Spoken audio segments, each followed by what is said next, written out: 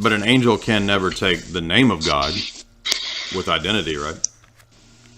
You mean the Yahweh? Mm-hmm. Yeah. Be called Yahweh. No, I mean Yahweh in the Old Testament is used to differentiate, the true God, right, between these other false gods. So what's interesting? But an angel of the Lord doesn't mean the Lord himself, but it means a messenger of God. Except that in some cases, the angel of the Lord or the messenger of the Lord or the messenger of the covenant is identified as Yahweh. Which passage are you referring to? So the same angel, the same message in Exodus 3, because God says God gives his name there, I am that I am. When you read Exodus 23. Well, this is something as well as debatable, whether I am that I am is God's name, or whether this is I'm not saying that means that it's identical to God's essence. I'm just saying that clearly who is speaking there is being identified as God. Right. Moses takes his shoes off because the ground. Yeah. Right. And then Moses, I think, asks God's name, and God says, I am that I am. Right. So some scholars say that this is a Hebrew idiom, meaning never mind what my name is, or mind your own business. Just say, I am. Okay, you interpret that however you want, but Moses identifies who he's speaking there to as God. This is who he gets the law from, and then let me finish. It's interpreted as a theophany, so he interprets that as an experience. What does theophany mean?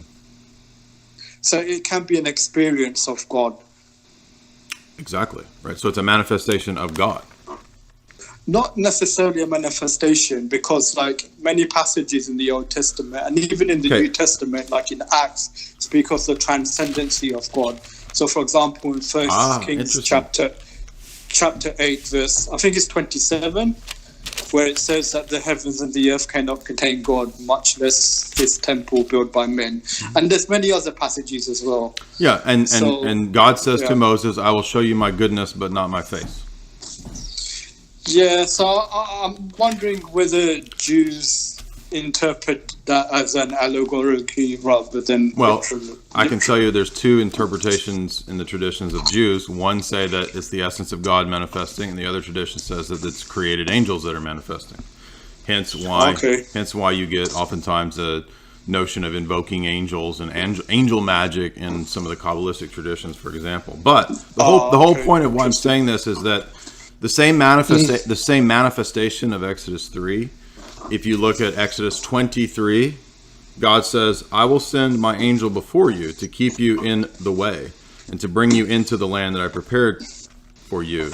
Listen to him and obey his voice, and do not provoke him, for he will not pardon your transgression. For I will place my name in him, and indeed if you will obey his voice. By the way, you're breaking up, Jay.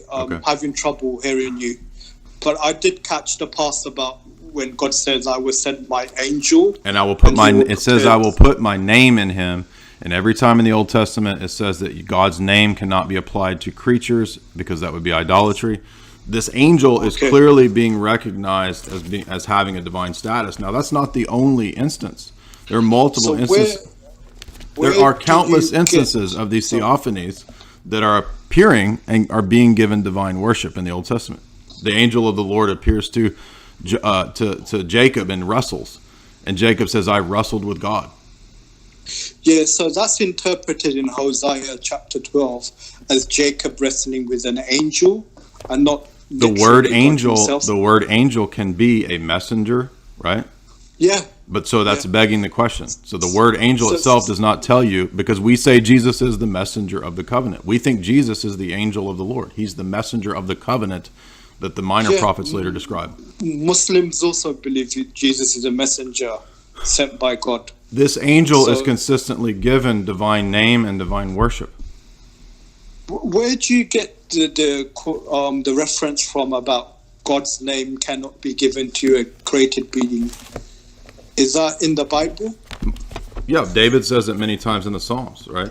You can't ascribe God's divinity. Right? Now, I know you're going to say, well, Exodus 3:14 is not about divinity. Well, we can look at the many, many other instances where people clearly worship these theophanies and call the theophanies God. right? Well, I mean, if you look at, for example, First Chronicles chapter 29, verse 27, and also in First Kings chapter 1, verse, I think it's 27 as well, verse 30, where David is worshipped along with God by the assembly. David is not called God. David, the angel of the Lord, is identified many times in Judges, in Joshua, as God. David is never called God. He's not given the name of God. Isn't he worshipped with God, like in Chronicles? No, when Joseph bowed before Pharaoh, that's an act of reverence for authority. That's not worshiping a creature. That's why we acknowledge icons. For example, we don't worship icons as if wood and stone, had this power. Does the Orthodox Church respect the Septuagint translation of the Hebrew Bible? Sure. So does the Septuagint ever uses the word latrio for religious worship for this angel? Dulia and latria are Latin words. Oh, okay. But I thought they were also Greek. They may be. It might be a Greek. Well, I don't. Off the top of my head, I don't know the word Greek term. Latrio is actually used in the Greek New Testament in, I think it's Matthew chapter 4, where it says it is written that you should worship and serve God only. You know, when the devil tries to tempt Jesus, and then Jesus in response says, you know, it is written that you should only worship God and serve him only. So the word latrio is used there for serve, and this word latrio is used for religious worship. So this is right. So this is just like the word El can signify different types of deity, right? The word reverence. Let's say I use the word reverence, right? So originally, you're right. It is a Greek word, and this moves into the Latin, and it's the Roman Catholic Church that eventually makes this sort of clear distinction between dulia and latria in the theology. So latrio is only used in the New Testament for God, but it's never used for any created being. So it will be interesting to know if latrio is in the Old Testament used for this angel of the Lord.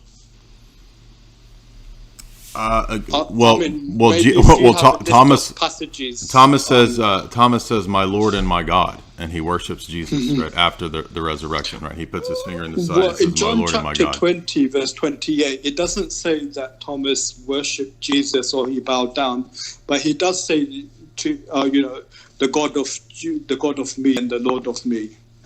But this word God is also used by Jesus in his defense when the Jews accuse him of claiming to be God, and then Jesus says in his defense. But that's right. So but you keep arguing on the basis of either ors. So just because Jesus refers to his Father as God, it doesn't mean that he isn't also God, because he says in John that he has the same power that the Father has. He says God alone, possesses these powers. God alone is good. And then he also says that the Father has granted to the Son to have all these same powers.